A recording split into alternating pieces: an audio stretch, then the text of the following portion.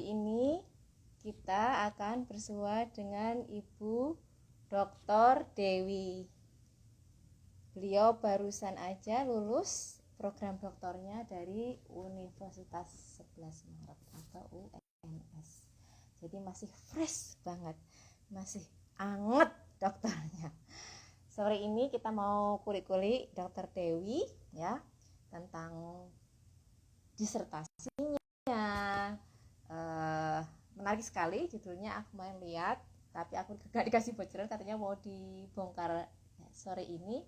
Lalu juga tentang yang kemarin beliau sempat sampaikan waktu acara BIMTEK di Novotel Solo tentang kenapa katanya jumlah pegiat literasi di Indonesia itu paling banyak di dunia, tetapi tingkat literasi Indonesia itu masih sangat rendah.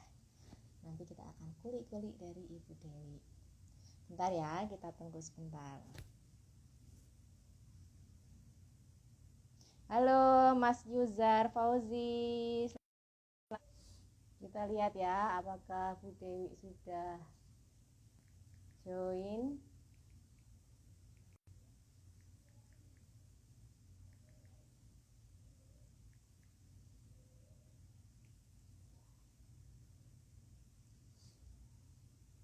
Belum. Ini kalau mau di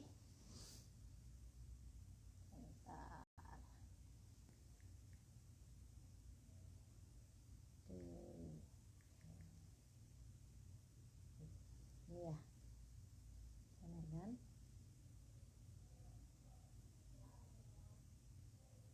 Halo Mas Yuzar.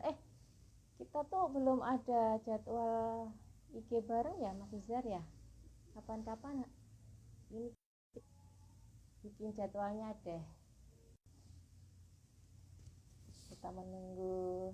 Sebenarnya Bu Dr. Dewi itu jadwalnya kan nanti malam, tapi ternyata beliau harus hadir di yayasan sekolah tafidnya, ada mujahadah gitu, mendadak juga sih. Jadi beliau geser sore ini pada asar. Nanti habis Dr. Dewi kita masih ada live Instagram lagi bareng Pak Lukman Prabu Dongeng ya. Ini Bu Dewinya rawuh.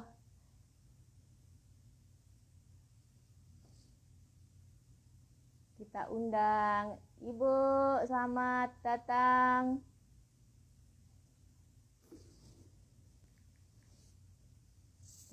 Ya.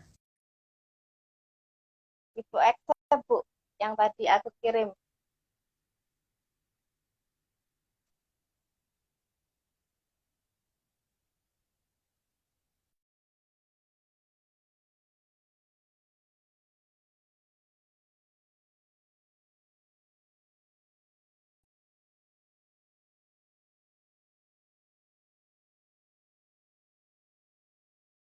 Undang lagi Bu Dewi.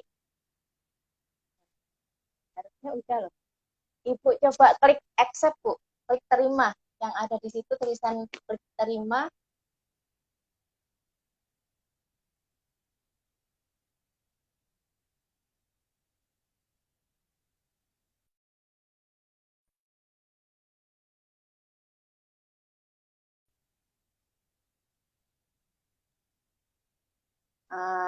Ulang kali ya. Kita undang ulang. Ibu klik yang aku tadi kirim, terima, diklik. Nah,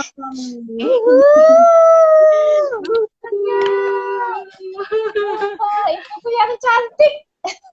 Aku tuh kalau nggak mata ngeblur loh, ya Allah. Mbak Dian juga cantik. Alhamdulillah. Yang pertama banget aku ingin ngucapin selamat buat status barunya. Beneran jadi dokter, Masya Allah. Sekolah 4 tahun ya itu Mbak ya? Aduh, jangan tanya tahunnya deh. Pokoknya lulus.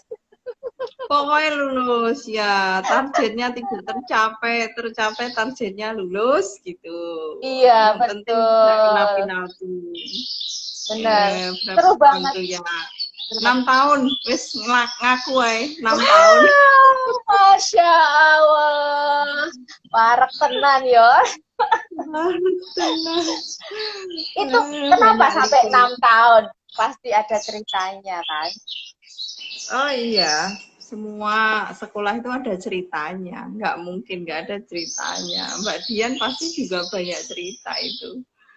Jadi kalau sudah apa kata tinggal disertasi, tinggal tesis Hmm, terus hmm, ditinggal, hmm. Oh, ditinggal kata kuncinya. ngojek, ditinggal ngopo kayak ngopo lah lali terusan. Berarti kalau kewajibannya yang tinggal itu tadi ternyata lebih berat daripada yang ditinggal. Jadi permasalahannya Gitu. sebenarnya klasik ya.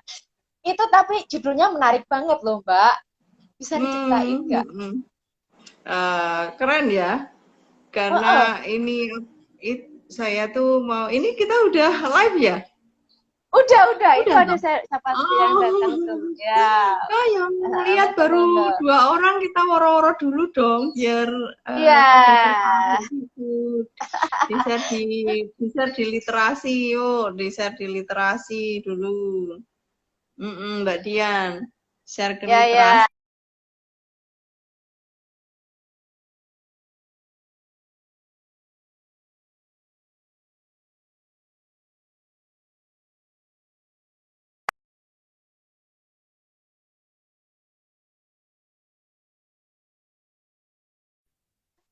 Gimana ceritanya, Mbak?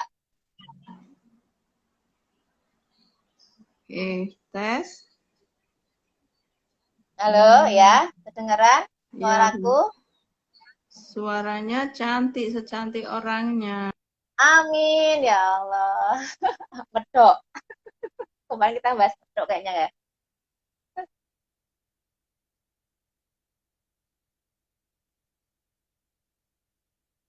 Nah, lo udah mulai ngeheng. Nge-freeze. Orang nge-freeze. Ya, namanya juga tergantung pada amal perbuatan. Iya, betul. Itu kok bisa ngambil judul itu, terus siapa respondennya? Pakai metodologi Ini apa? tinggal. Oh, apanya? Itu toh. Tesis Disertasinya. disertasiku toh. Hmm, Itu hmm, kan hmm. ceritanya ada cerita di balik penelitian ya. Sebagai seorang ibu pada saat nyuci baju kan aku sudah biasa ngampu ke penyiaran, terus suka sama siaran radio kayak gitu ya. Nah, pada saat setiap activity di pagi itu mesti nyetel radio ceritanya itu. Tahun dulu 2014, 2015 itu nyetel radio kayak gitu. Lah kok mak bedunduk itu lagunya Hamil Duluan tuh jedul tuh. Lagunya kan asik ya, ngebeat ya, teneng gitu tuh. Tahu-tahu liriknya hamil duluan sudah 3 bulan. Hah, kan aku lagi asik activity di dapur, di asik gitu, terus tahu-tahu kok syair kayak gitu kok bisa lolos sensor gitu. Itu ada di benak aja terus, kemudian tahu-tahu lagunya Jupe 96, kemudian Belah Duren, kemudian itu Cocak Rowo itu yang dulu jadi heboh itu, kemudian ada lagu nih 1 jam saja, itu punyanya si Saskia Gotik itu. Nah itu kok makin lama makin berani, Menjurus. muncul loh kayak gitu kan. Nah, akhirnya aku nulis di mana itu opini di koran tentang itu. Nah ternyata itu kegelisahanku tentang itu terjawab dengan muncul berita bahwa KPID membredel lagu-lagu 64 lagu yang bernuansa eksploitasi seksual. Wah, aku kan gembira banget gitu loh. Nah, dari berita di koran itu aku clipping, kemudian aku simpan di Facebook. Udah, aku kan simpan file di Facebook aja, wes gitu. Nah, anyway, kemudian aku kuliah S3. Dapat satu kesempatan untuk penelitian. Nah, penelitian di tahun pertama nggak ngefek ke apa, karena aku ambil psikolinguistik, objeknya anak, namanya anak kan Mbak Dian ngerti ya, di TBM itu kan banyak teman-teman yang ngomong anak Handle ya. anak-anak. Anak-anak itu kan mudi ya, nggak bisa dijaga untuk sumber data. Jadi udah dikasih permen, dikasih ini, dikasih apa ya nggak keluar data apapun ya wes. Aku 1 tahun itu off, nggak ngasih, nggak bisa, jadinya deadlock, penelitian deadlock, nggak bisa mikir. Akhirnya ya, weh, aku kok ya, buka-buka Facebook, terus akhirnya dataku tadi muncul eksploitasi seksual pada lagu-lagu dangdut itu. Oke, aku konsul ke promotor. Oke, nggak apa-apa, meskipun itu sekarang sudah mulai meredup, tapi itu kan fenomena. Nah, udah diangkat dan ternyata malah bisa jadi satu kajian dari temuanku itu, bahwa lagu-lagu dulu itu meskipun dia itu mengeksploitasi seksual wanita, tapi sebenarnya ada konten di mana memarjinalkan perempuan dan memperkuat stereotip gender perempuan, bahwa perempuan itu lemah, perempuan itu introvert, nggak Menggoda. mandiri, kemudian kalau menggoda udah nalurinya ya, memang kita diciptakan untuk menggoda ya, ya harus gitu, kalau nggak menggoda nanti nggak dapat jodoh dong. Udah naluri, tapi ini justru apapun bentuk bahasa yang dimunculkan selalu tetap menunjukkan bahwa perempuan itu dikuatkan dengan stereotip gender tentang kelemahannya. Meskipun di situ ada bahwa perempuan yang mengajak duluan, aktif, ya, dia ekstrovert, misalnya aku hamil duluan, sudah 3 bulan, gara-gara ku pacar gelap-gelapan. Nah, itu kan syairnya kayak gitu. Nek gelap-gelapan itu akhirnya jadi hamil duluan. Ya, nah, tetap itu ada konten stereotip gender, di mana perempuan sebagai objek, perempuan itu selalu inferior, meskipun dia ekstrovert saat itu, tapi konten di baliknya itu introvert tetap dan menjadi objek dari laki-laki itu. Itu temuanku sih. Jadi sebenarnya klise, tetapi kan harus ada ini ya, risetnya yang proof by science, science proof. Iya, science proof memang ada, dan aku banyak menemukan artikel yang berhubungan dengan eksploitasi seksual itu baik di dalam maupun luar negeri, dan itu beda dengan kajianku. Jadi itulah aku berani aja mengambil itu sebagai novelty-ku, bahwa ini ada bagian eksploitasi gender di dalam lirik lagunya. Dari situ pun sebenarnya aku masih punya banyak sempalan akhirnya kalau aku bisa bermain ke penelitian musik, itu aku udah nemukan data di situ, karena kalau kita kan suka musik, mesti Mbak Dian juga kata ya, aku suka. Kamu kemarin tuh duduknya di mana sih, kok iso nggak tahu? Aku yang foto bareng terakhir pas apa tuh ya, pas badai makan.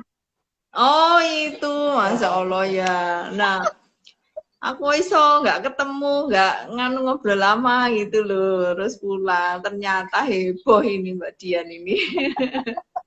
Nah, kalau suka musik, aku kan juga suka musik Mbak Dian. Nah, dari musik itu ternyata aku juga menemukan pola sih yang belum aku tulis ini. Ini satu treasure ya, nanti dalam penelitianku. Ada bagian coda, bagian interlude, bagian refrain, bagian bridge kayak gitu di dalam syair lagu. Itu ada polanya ternyata, pola-pola penulisan lirik yang mana bagian yang mengeksploitasi, ada pengulangan, harus ada apa namanya, tersirat, mana yang harus tersurat, yaitu terus bridge-nya di mana gitu. Aku nemukan dan Nemu belum aku polanya. tuliskan. Wow. Iya, ada polanya. Jadi Oh, memang wow. apa itu ya, ternyata kalau mau mempelajari sesuatu tuh nanti nemu berlian di mana-mana gitu kayak Ya, bener-bener kok. ada layers-nya ya. Iya, Ada, dan kita bisa review satu persatu. Jadi bisa punya oh banyak ada. riset sebenarnya.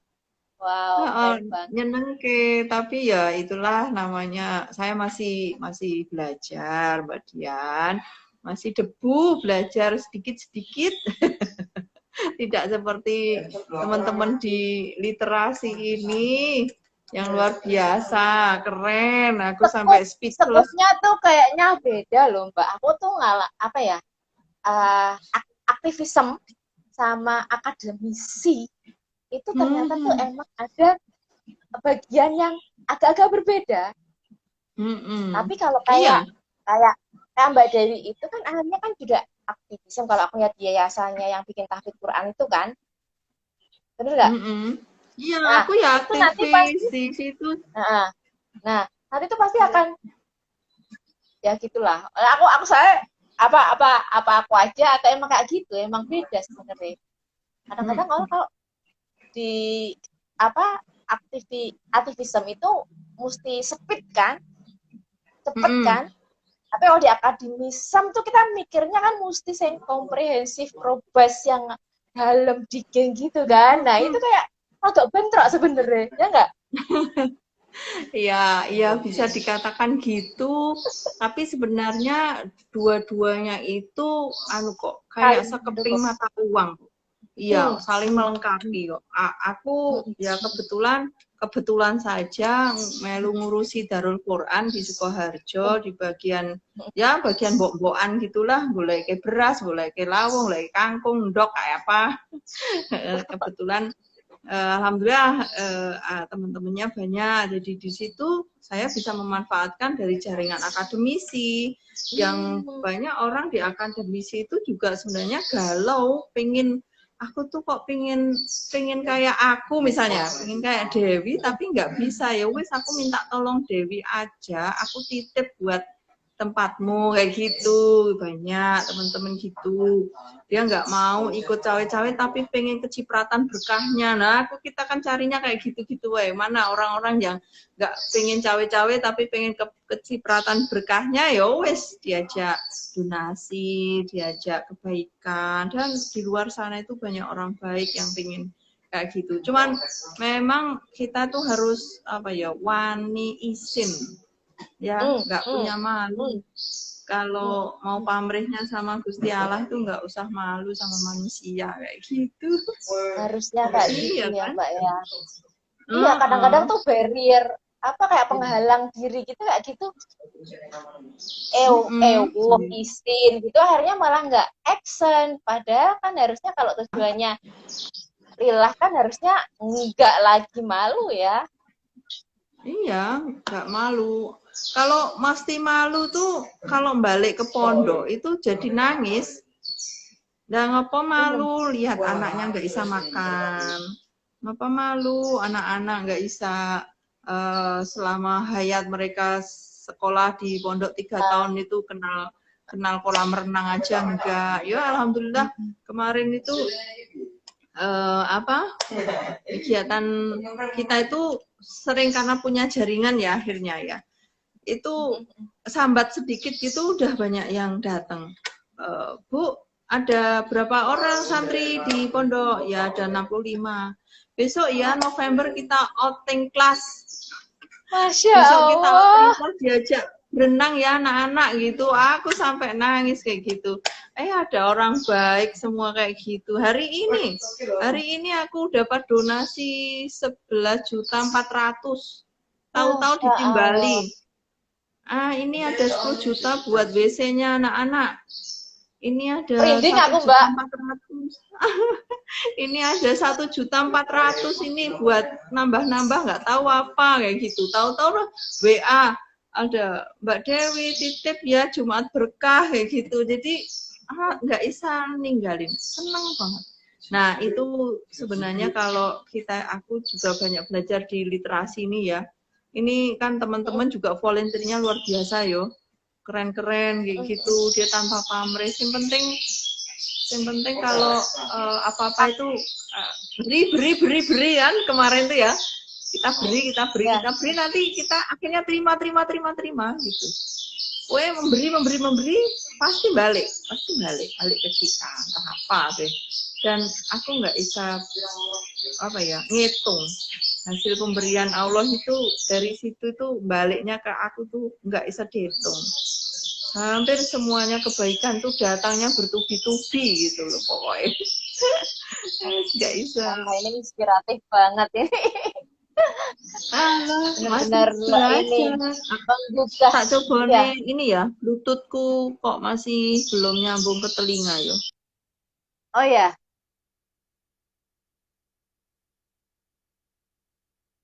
Nah, udah mendingan? Halo? Dengeran nggak? Atau aku lepas aja? Kalau aku nggak pakai earphone, lebih cetol Mbak? Atau sama aja? Lebih cetol ya? Iya. Ya cetol, tapi bagi aku kan wis tuwek yo. Sama aja. Yang kemarin aku tanyain, kan waktu di forum Apa? itu nah, literasi Indonesia itu paling Diulangi nge-freeze, belum denger aku. pegiat. Halo? Ini udah nyaut belum? Halo?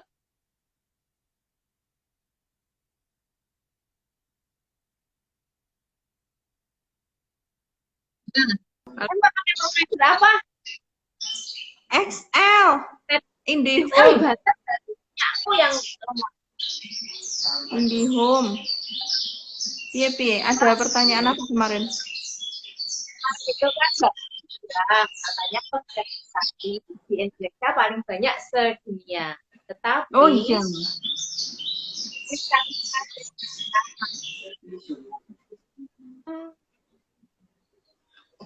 Kok putus-putus toh kita literasinya di dunia itu terbanyak, ya kan?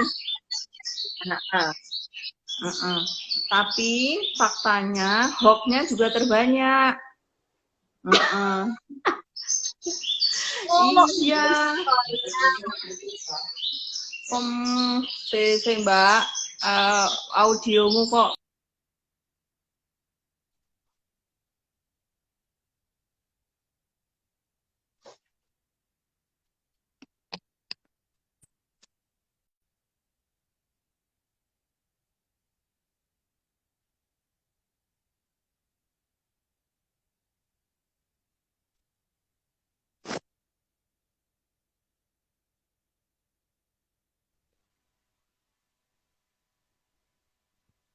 dengeran nggak Mbak?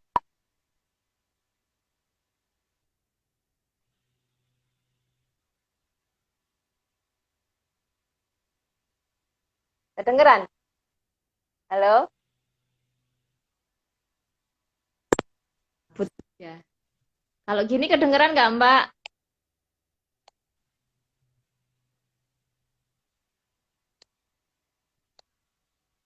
Tes Mbak Dewi. Oh kedengeran. Suara Mbak Dewi nggak kedengeran. Coba tes.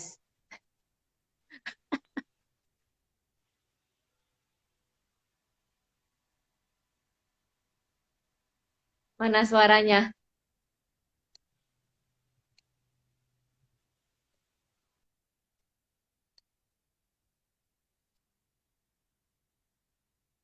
Oh nge-freeze. Oh my gosh.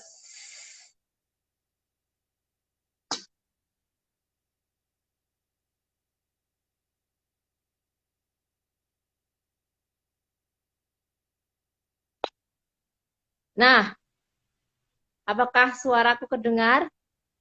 Tapi suara Mbak Dewi mana? nggak kedengeran.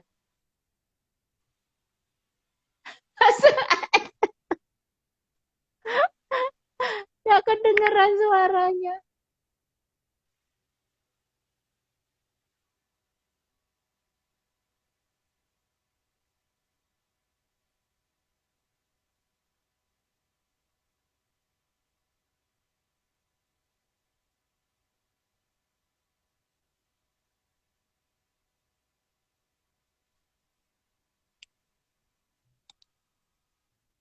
Apanya yang salah ya? Coba ya tes. Apanya coba?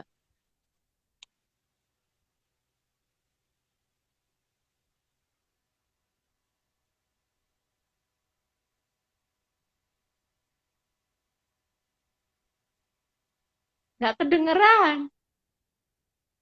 Coba apa telingaku yang salah? Coba tes. Nggak kedengeran.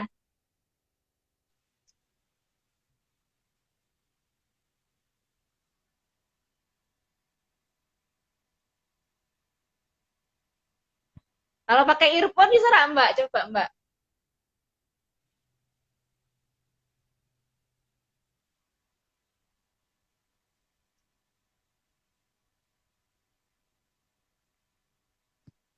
Oh, Bluetooth ya? Tapi suaranya nggak masuk ya? Kenapa ya? Coba bunyi. Pada oke, Nah, tes. kedengeran. Tes. Yes. Ya, sekarang Itu. kedengeran. Berarti aku nggak perlu pakai Nah, headset. ya Oh udah ya, teriak-teriak weh. aja di kelas. Weh, teriak-teriak, Teriak-teriak di weh. kelas. Suaranya kedengaran. Lah kita ngundang orang lain dong, masa nggak ada yang nonton? Mana? Tadi udah diundang di grup belum? Mana? Nggak ada yang nonton nih, Pi. Ayo, dibuang dulu di grup. Linknya dibuang di grup sih. Oh,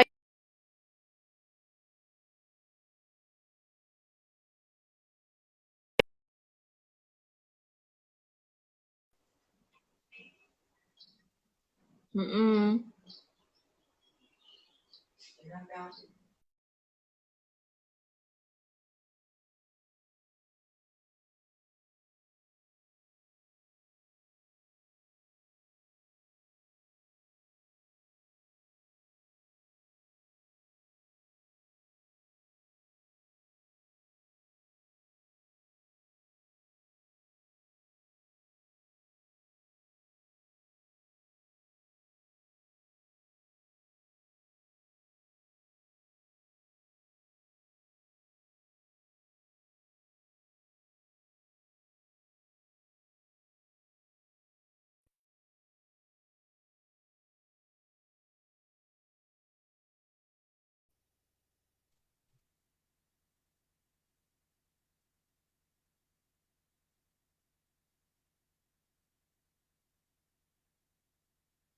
keluar.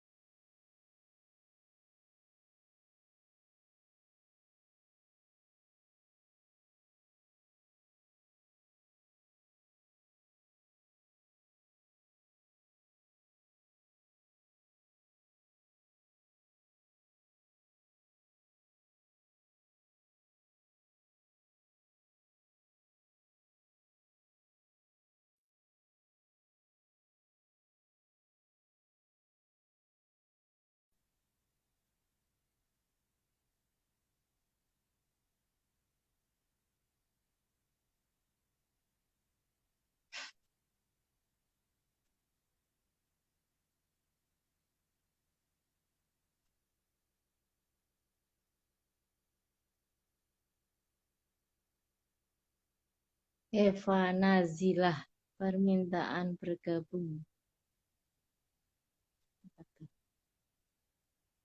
Halo Eva, selamat bergabung. Eva Nazilah. Tadi kita ada Bu Dokter Dewi. Nah, nanti habis Bu Dokter Dewi ada Pak Lukman Prabu Dongeng, ya. Tadi kita udah bahas tentang disertasi Bu Dewi, sama yang kemarin Bu Dewi sampaikan tentang, halo Minani Rosid, selamat bergabung. Hai.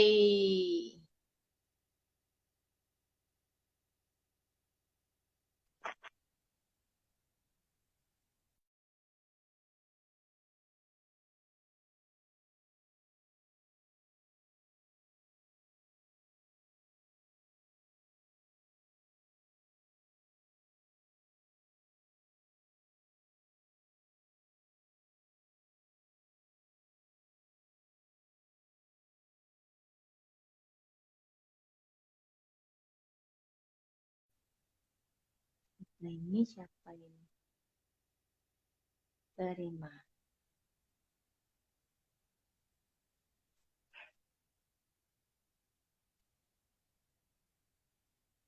Pak Budi, selamat datang. Assalamualaikum. Sehat-sehat, Pak Budi.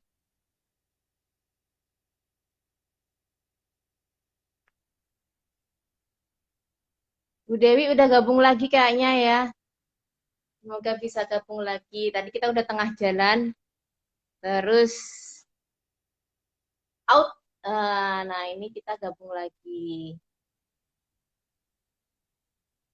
Tadi udah ngobrolin disertasi, sekarang kita mau ngobrolin tentang literasi. Alhamdulillah sehat, Pak Budi. Alhamdulillah.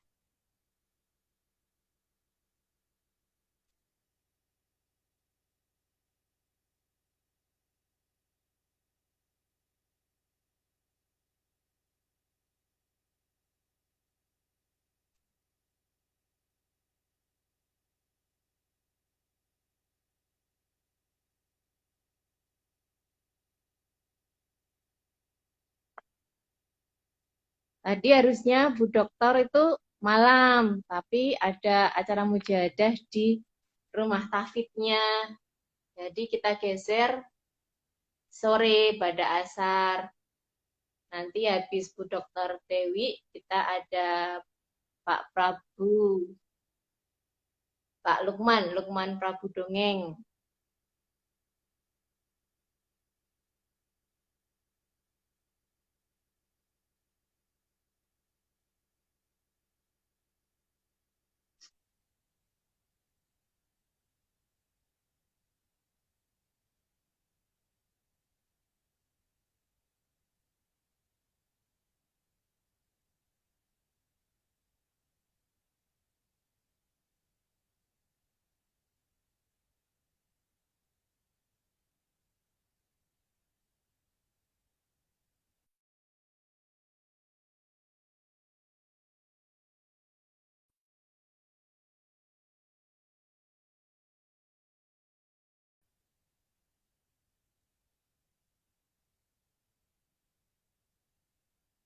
Ini Pak Lukman masih ada sesi sih, jadi nanti beliau mungkin geser ke 16.30.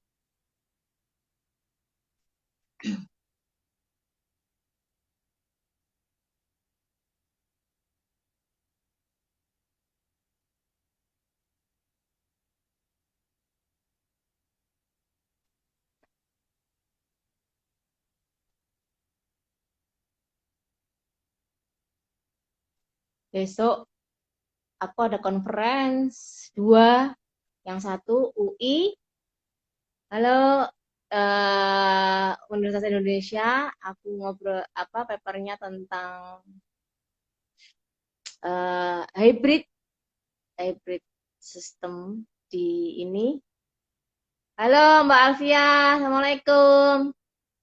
Komunitas literasi, terus satu lagi conference jamnya hampir sama, mepet. Halo Bu Dewi, gabung lagi Bu Dewi, kita kundang lagi ya. Nah kan, mana? Salah pencet.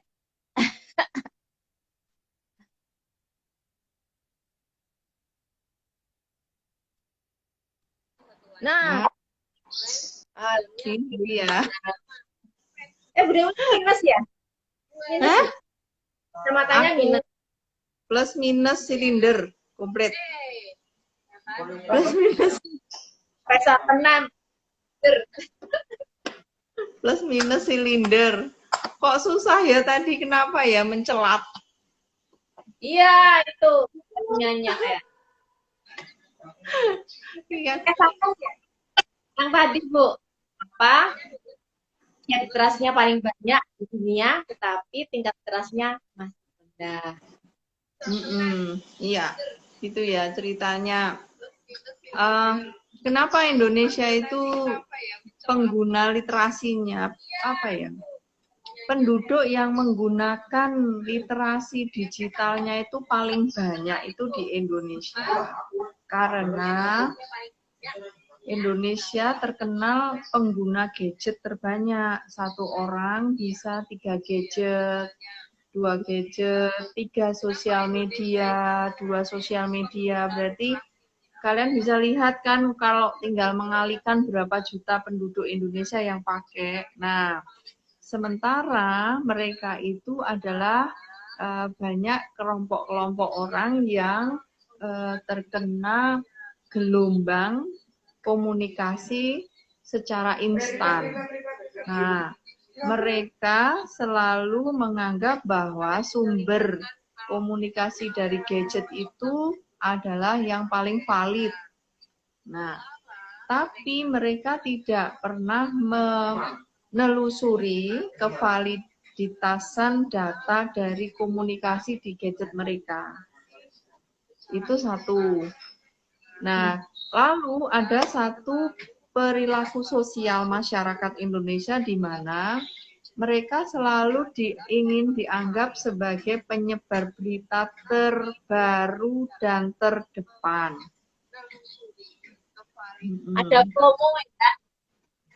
Iya, pokoknya cepet-cepet kirim, share langsung seperti itu ya.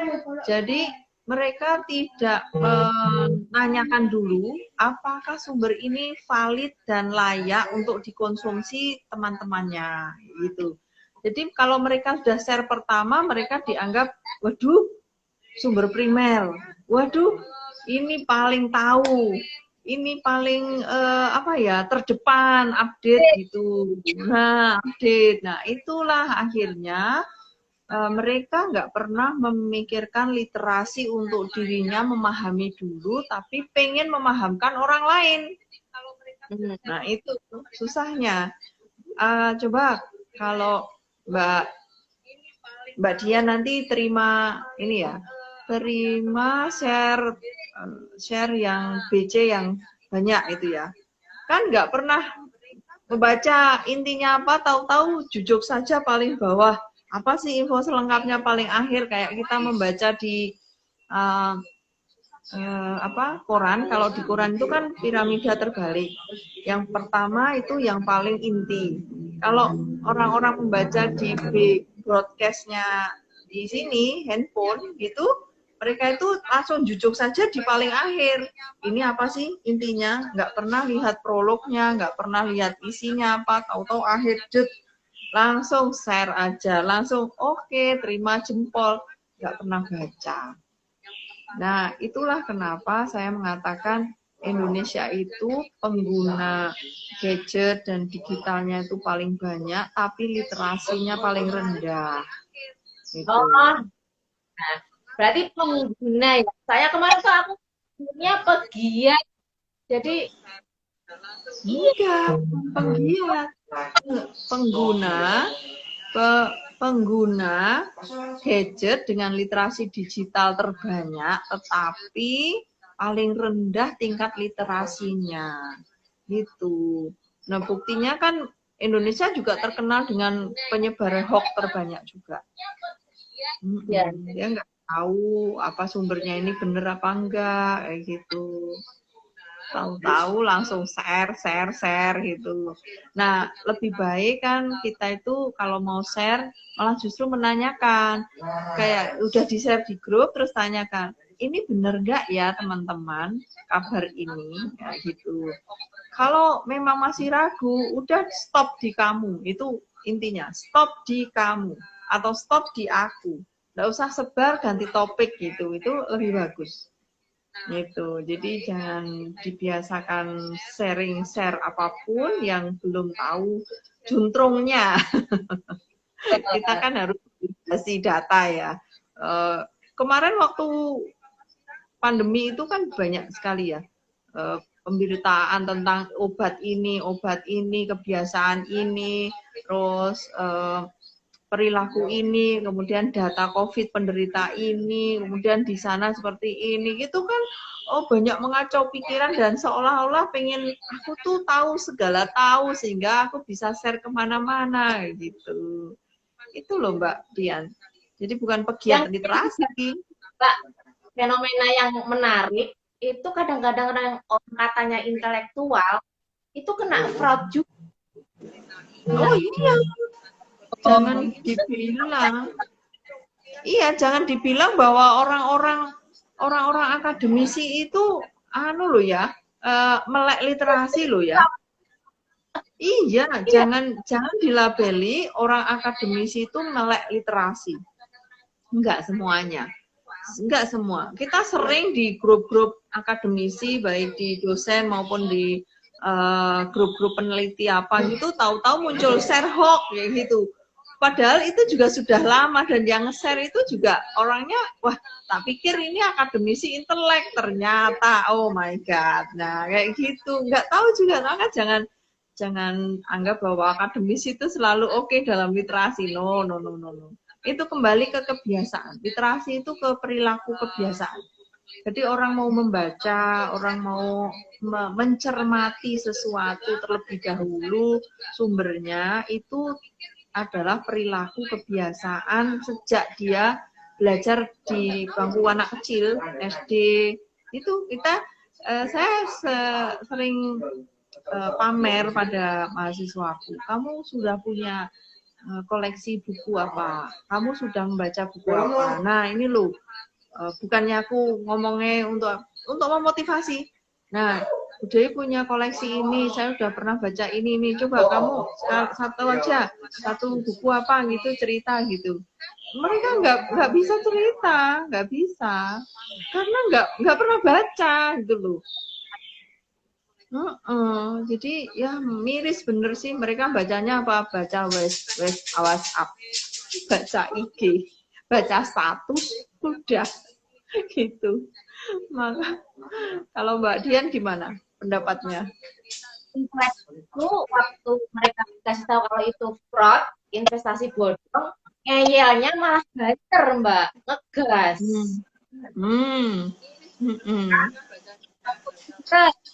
Kita ngerti contoh. Iya, gitu. Kadang-kadang merasa ini aman, ini aku udah paham gitu. Tapi sebenarnya gimana ya? Kita kadang mau mensosialisasikan bahwa ini bodong, ini apa itu caranya alon-alon.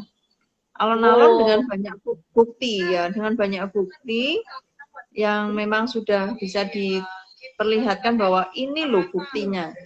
Saat ini kan ya saya nggak mau cerita ya, ada investasi yang dulu itu iya bulan-bulan 3 bulan ini begitu gencar kayak gitu toh, terus hampir semuanya banyak tertarik itu. Nah di TV ternyata itu sudah tidak ditiadakan oleh pemerintah, itu termasuk investasi yang ilegal. Waduh, ada bingung lah, udah diberitahu, aku nggak tertarik, ini bagus ya wes lah, yang penting aku enggak gitu ya akhirnya. Itu cerita tentang itu Mbak Dian. Apalagi kita cerita apa lagi ya? Aku tuh mau nanya, tapi kata Bu Dewi kan harus ikut webinarnya itu tanggal 28 yang bikin Oh, monograf ya kan? oh iya, itu bagus. Ikut aja, ayo. Iya, pokoknya kalau kita punya prinsip belajar pada sesuatu yang belum tahu itu pasti nanti ada manfaatnya, entah kapan gitu. Pokoknya gitu.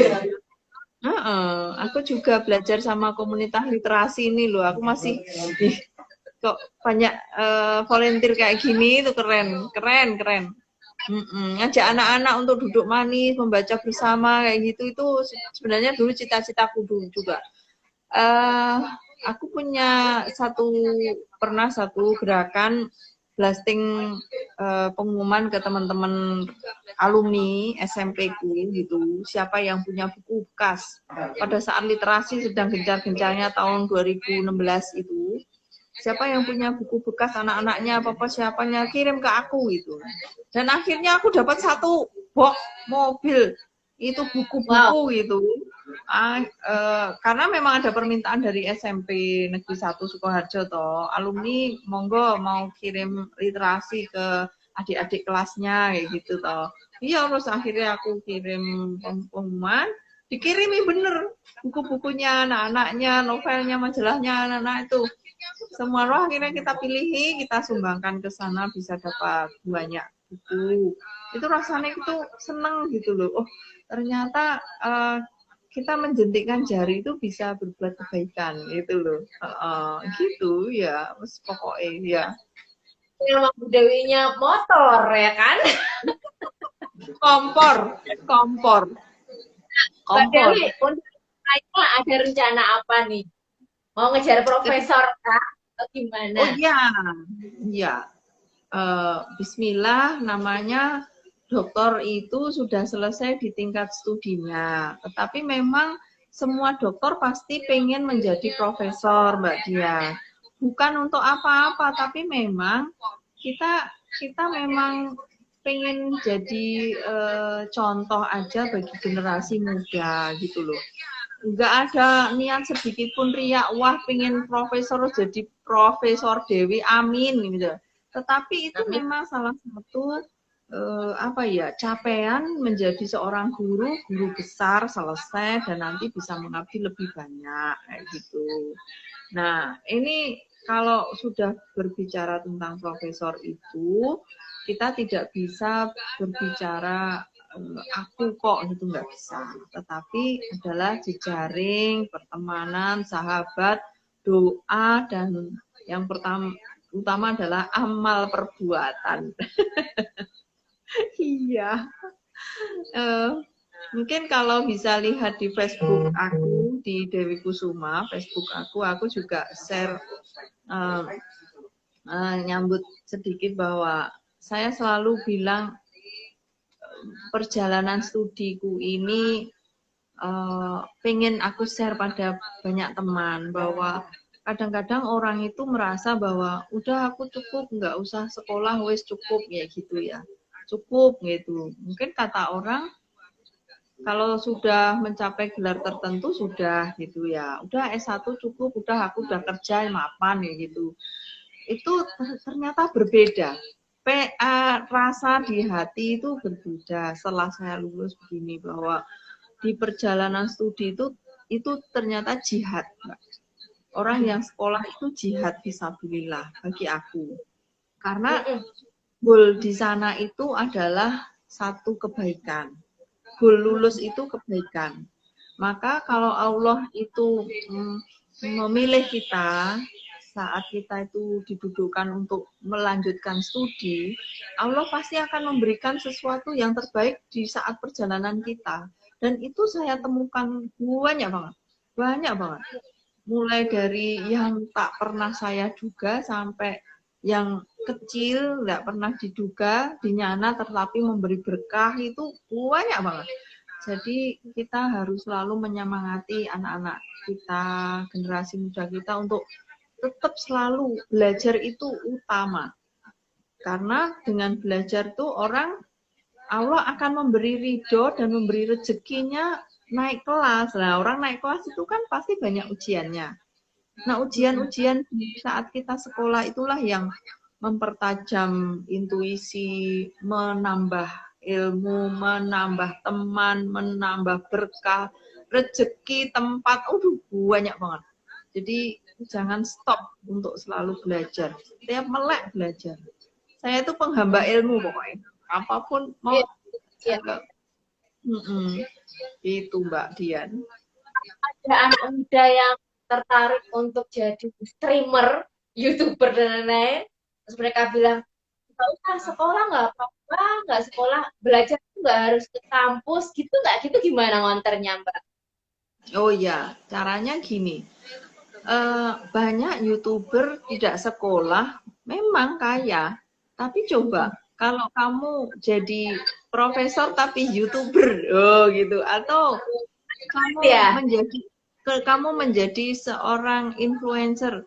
Misalnya, kita kan bisa lihat siapa tokoh-tokoh yang pinter tapi jadi YouTuber gitu. Mau di Ayunda, kemudian kita bisa lihat Sandiaga Uno. Bang Sandiaga Uno itu kan juga doktor, YouTuber, pinter, anak muda. Itu kurang apa lagi coba? Jadi, oke, kamu nggak sekolah saat ini, tapi suatu saat ilmu itu pasti akan bermanfaat. Teruskan saja kamu YouTuber tapi juga sekolah gitu. itu ya. Kamu YouTuber enggak apa-apa tapi sekolah gitu. Tetap nutupnya sekolah, gimana pun caranya kamu harus sekolah. Karena begini, bilang aja bahwa membandingkannya adalah dengan yang di bawahnya. Banyak anak-anak atau generasi muda di luar negeri yang terpinggirkan, minim itu pengen sekolah saja tidak bisa. Nah, pada saat kita sudah diberi fasilitas orang tua untuk sekolah kok nggak mau gitu. Itu mungkin kalau hanya diceritani juga nggak ngefek Mbak Dian untuk anak-anak sekarang, nggak. Maka seringkali aku tuh ngajak anakku ke pondok. Aku ajak pada saat Senin sampai Kamis itu buka puasa anak-anak di pondok. Itu aku ajak dia untuk ikut lihat nih anak-anak mereka sejak jamnya itu sudah setoran hafalan Quran, kemudian belajar ini, dia puasa, dia paginya itu juga harus sholat duha, kayak gitulah. Kamu apa? Kamu dapat poinnya di mana? Mereka dengan ditinggal orang tuanya aja belajarnya sampai segini banyak. Berarti mereka tabungannya juga banyak. Lah, sekarang kita lomba-lomba tabungan aja sama mereka. Mereka udah punya poin tabungan akhiratnya sebanyak ini, dunianya sebanyak ini. Nah, sekarang kamu itu tabungannya seberapa? Coba kayak gitu. Itu Gitu ya. caranya dengan membandingkan gitu. Mungkin harus diajak tahu deh. Kalau hanya dilisankan tuh wah nggak ngefek anak sekarang tuh Mbak. Kalau nggak gitu dilihatin IG anak-anak pondok yang ada liputan dari Ustadz ini kayak gitu, ada Ustadz yang gaul kan banyak juga alirannya anak-anak itu Gus Miftah yang apa kayak gitu, Gus Baha mungkin juga masuk ke siapa lagi yang Ustadz anak muda itu ada pokoknya banyak deh contoh-contoh yang di IG mereka itu ustaznya juga sering IG. Aku juga punya satu contoh. Satu contoh itu ada Eyang Hussein. Ya, ya. Yai Husen, Cirebon. Eyang Hussein, Habib Muhammad. Dia itu dakwahnya lewat naik gunung loh, hiking. Naik gunung hiking. Kan keren, pakai drone dilihatin pada api unggun.